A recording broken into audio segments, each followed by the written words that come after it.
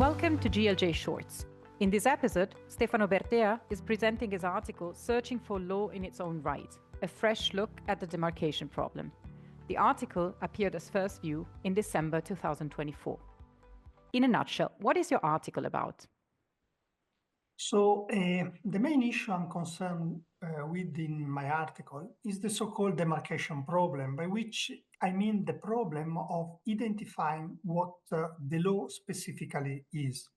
Now, one might be wondering why this is a problem to begin with. After all, we, and by we, I do not mean just legal academics and or legal practitioners, but also ordinary citizens, deal with the law every day.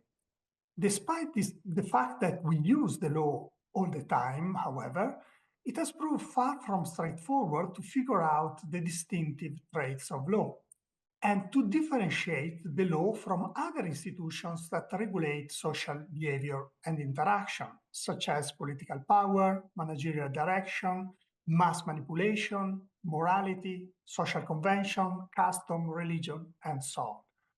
Precisely for this reason, namely because we do not have a proper understanding of law's basic makeup and specificity, legal researchers have long been asking what it is that makes a structure of governance distinctively or even uniquely legal. What's at stake and why now? At stake here is our possibility to qualify a given order as a specifically legal regulatory system as opposed to a social, economic, religious, or moral mechanism for governing human interactions. While the question of law's unique characteristics has long been a subject of debate among legal academics, its significance has increased in recent years because the view has gained traction that law is a human construct, and as such, it varies across different societies and historical periods.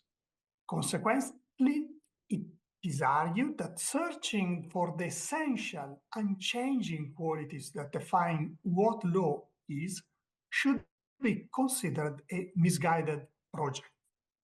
Where do we go from here? So, in my contribution, I start by outlining the current debate about what makes law unique. Then I go further by moving into three distinct but closely interrelated directions.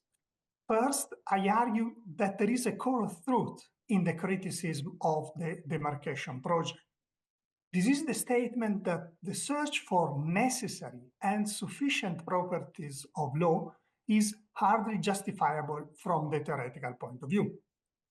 Secondly, I claim that this critique does not compel us to abandon the demarcation project entirely.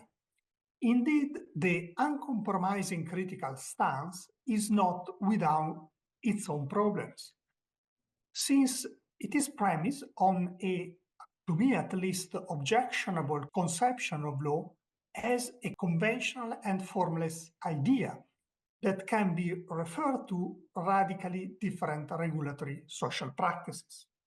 So, whilst I recognize that there is much to learn from the criticism of the traditional treatment of the demarcation problem, I also suggest that there is a less ambitious quest that does make sense.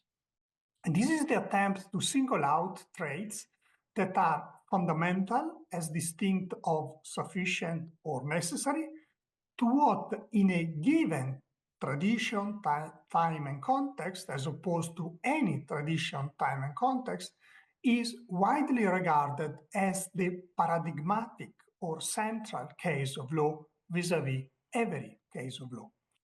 Finally, I argue that the proposed downsized quest for the distinctiveness of law should concentrate on law's unique mode of existence. That is, I contend that the focus of the discussion on the demarcation problem should shift from defining the law based on its structure, function, or content to understanding its distinguishing mode of operation or distinctive approach to regulation. Relatedly, I defend the claim that the law-specific modus operandi hinges on the agency of the members of the community the law applies to. What distinguishes law from other systems of social ordering, in other terms, is the fact that, first, law acts as a device through which the members of a social group can autonomously decide what they should all have reason to do.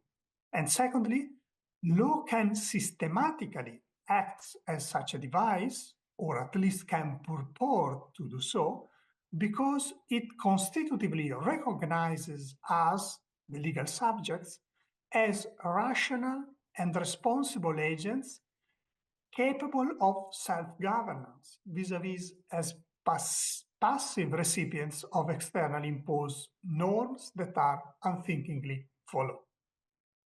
Thank you, Stefano.